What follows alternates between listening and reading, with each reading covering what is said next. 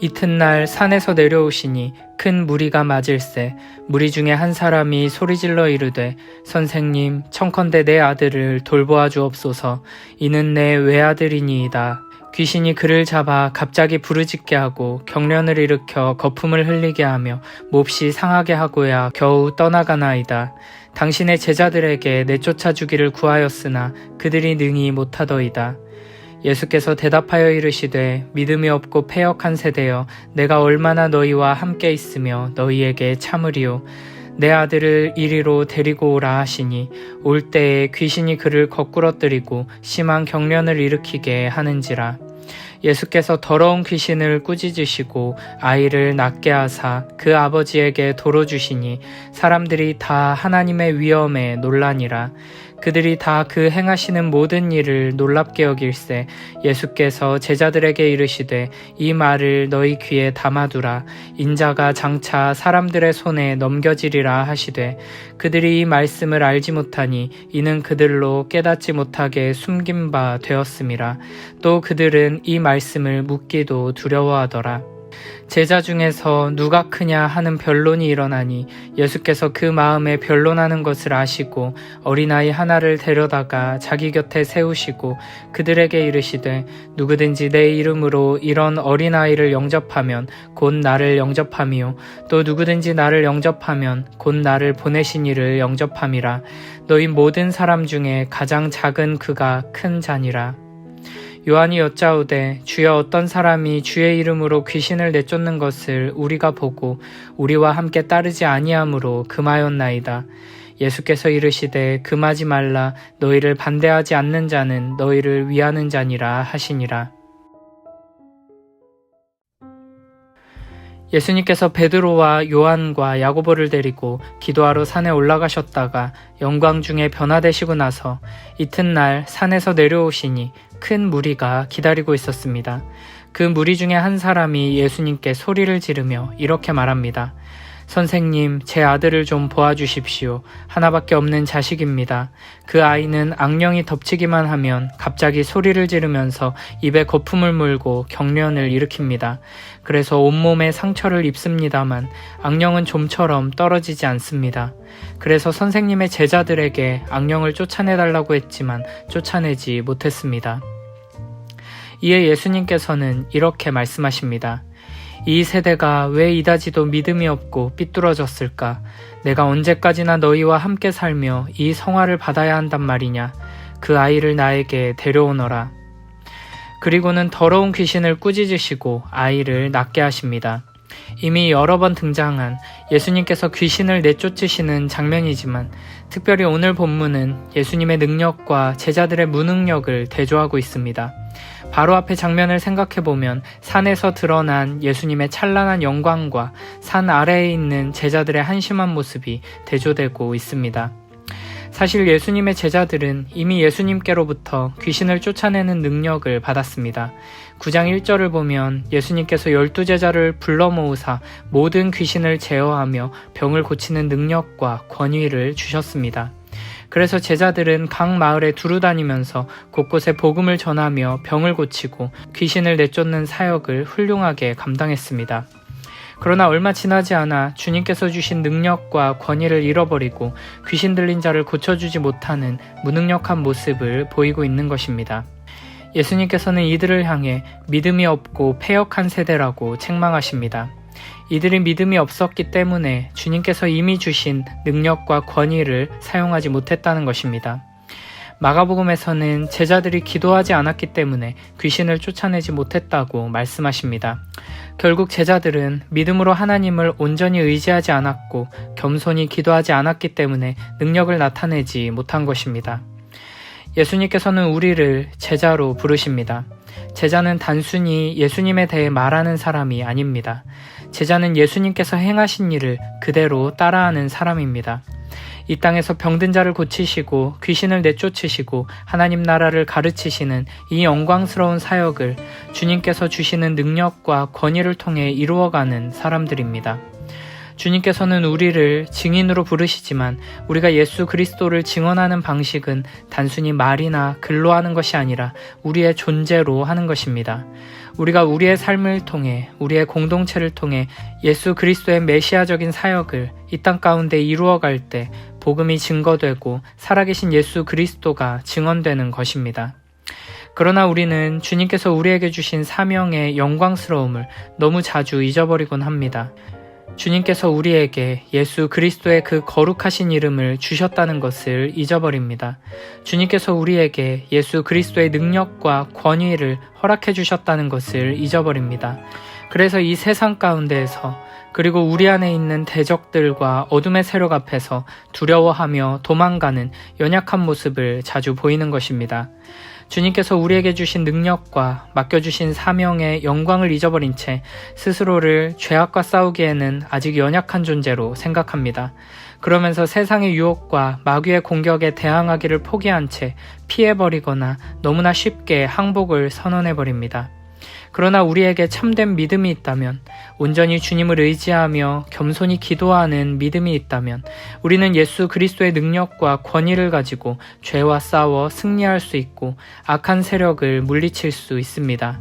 우리 주님께서 우리에게 능력이 되시고 이미 영원한 승리를 이루셨기 때문에 우리가 주님을 의지하며 담대히 나아간다면 놀라운 승리를 누릴 수 있는 것입니다.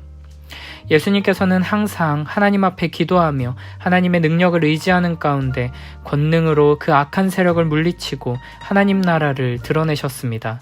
그러므로 우리는 주님의 본을 따라 하나님을 온전히 신뢰하고 의지하며 매일매일 하나님의 말씀을 굳게 붙들고 겸손히 엎드려 기도함으로 우리 안에 죄와 싸워 이겨야 하며 이 세상에 가득한 악한 원수마귀의 공격에 담대히 맞서야 합니다.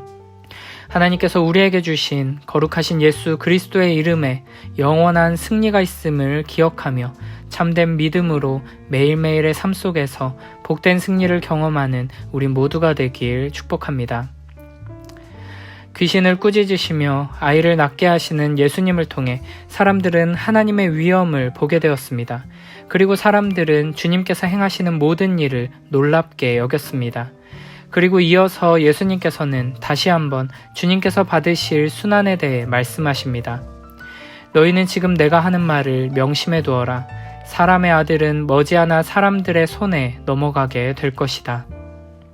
제자들이 사람들의 열광적인 반응을 보고 들뜨고 흥분하지 못하도록 예수님께서 이 땅에 오신 이유와 목적에 대해 십자가의 길에 대해 다시 한번 강조하시는 것입니다.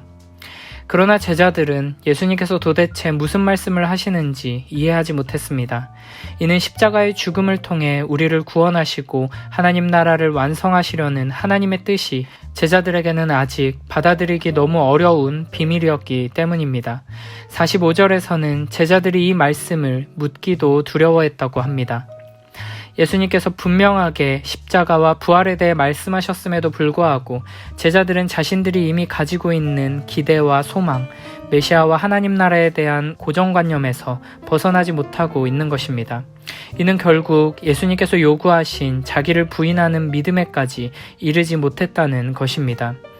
제자들은 예수님의 크신 능력과 권위를 분명하게 경험했고 확실하게 믿고 있었습니다. 그리고 예수님을 진정으로 사랑하며 모든 것을 바쳐 섬기며 따르고 있습니다. 그러나 아직까지도 자기를 부인하고 예수님을 따르는 것이 아니라 자기가 원하고 바라는 대로 예수님께서 일해주시기를 기대하는 마음으로 따르고 있는 것입니다. 이렇게 자기를 부인하지 않고 예수님을 내 계획과 목적을 위해 이용하려는 태도를 버리지 못한 사람들은 아무리 말씀을 듣고 또 들어도 받아들이지 못하고 이해하지 못합니다. 그러므로 우리는 하나님의 말씀이 내 생각과 다르고 주님의 뜻이 나의 욕망과 대치될 때 못 본 척하고 넘어가거나 못 들은 척하고 피할 것이 아니라 과연 주님의 뜻과 계획은 어디에 있는지를 겸손히 물어봐야 합니다.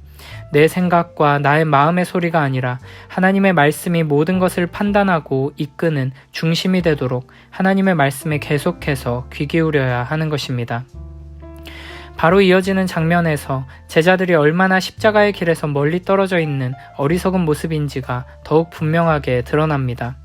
제자들은 서로를 비교하며 누가 더 크냐는 것을 놓고 논쟁을 벌였습니다. 이들은 여전히 예수 그리스도를 통해 세워지는 하나님 나라가 정치적인 형태의 나라라고 착각하고 있었던 것입니다. 하나님 나라를 세상적인 원리를 가지고 생각하고 있었고 그 나라에 자신의 욕망을 투영하고 있었던 것입니다. 이에 예수님께서는 이들의 잘못된 생각을 깨우쳐 주시기 위해 어린아이 하나를 데려다가 자기 곁에 세우시고 이렇게 말씀하십니다.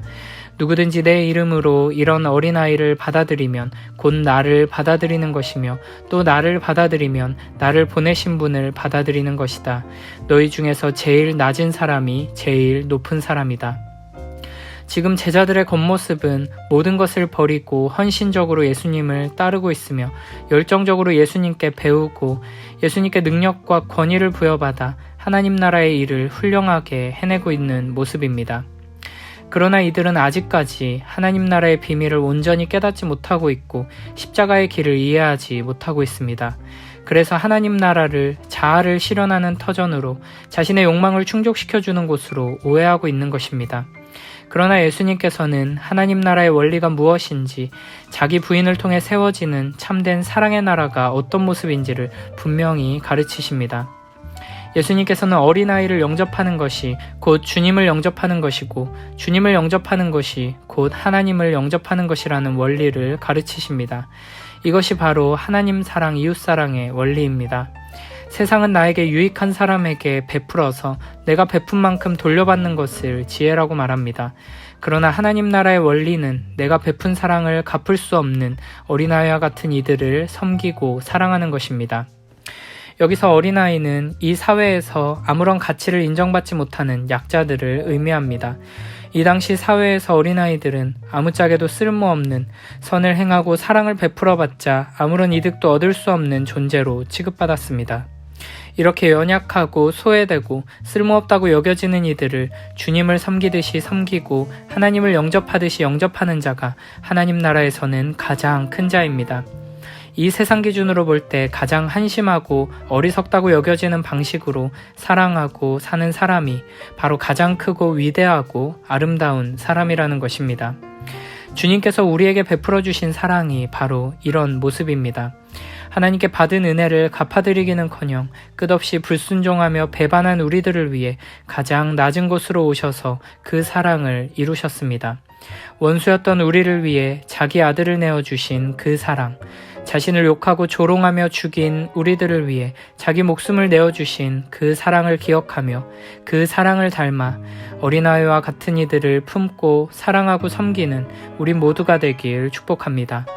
자기를 부인하고 예수 그리스도의 십자가의 길을 매일매일 동행하는 복된 우리 모두가 되길 축복합니다. 이어서 요한이 예수님께 이런 질문을 합니다. 선생님, 어떤 사람이 선생님의 이름으로 마귀를 쫓아내는 것을 보았는데 그는 우리와 함께 다니는 사람이 아니었습니다. 그래서 그런 일을 못하게 막았습니다. 그러자 예수님께서는 이렇게 대답하십니다. 너희를 반대하지 않는 사람은 너희를 지지하는 사람이니 막지 마라. 제자들은 예수님과 함께하며 예수님을 닮아 자기 부인과 십자가의 사랑으로 자라가야 했었는데 오히려 예수님의 권위와 능력에 취해 교만한 마음으로 서로 비교하며 더 높아지겠다고 다투고 이제는 다른 이들과 비교하며 누군가를 배제하고 배척하는 모습을 보이는 것입니다. 이는 예수 그리스도의 권위와 능력을 자신들만 독점하고 싶어하는 악한 마음에서 나온 행동입니다. 이들은 어떤 사람이 주님을 따르지 않기에 금했습니다 라고 하지 않았습니다. 어떤 사람이 우리를 따르지 아니함으로 금하였나이다 라고 말합니다. 예수님을 따르고 하나님 나라의 일을 하더라도 자신들의 지위와 통제를 따라야 한다는 것입니다. 이런 태도는 욕심과 교만에서 나온 것이며 하나님 나라와 제자로의 부르심을 섬김과 희생과 사랑이 아니라 특권과 굴림으로 오해했기 때문입니다. 이렇게 예수님께서는 제자들의 오해와 잘못을 계속해서 드러내시며 교정해 주십니다. 그리고 우리는 이 모습을 통해 우리도 예수님을 사랑하며 따른다고 하지만 여전히 우리 안에 악한 본성에서 나오는 교만한 생각과 태도들, 자기 부인을 격렬하게 거부하며 복음을 이용해 자아를 실현하려는 악한 모습들이 많다는 것을 돌아보게 됩니다. 복음을 통해서 더 높아지고 더 많은 권리를 누리기를 소원하는 헛되고 교만한 생각에서 벗어나서 자기를 부인하고 십자가의 길을 기쁘게 걸어가는 우리 모두가 되길 축복합니다.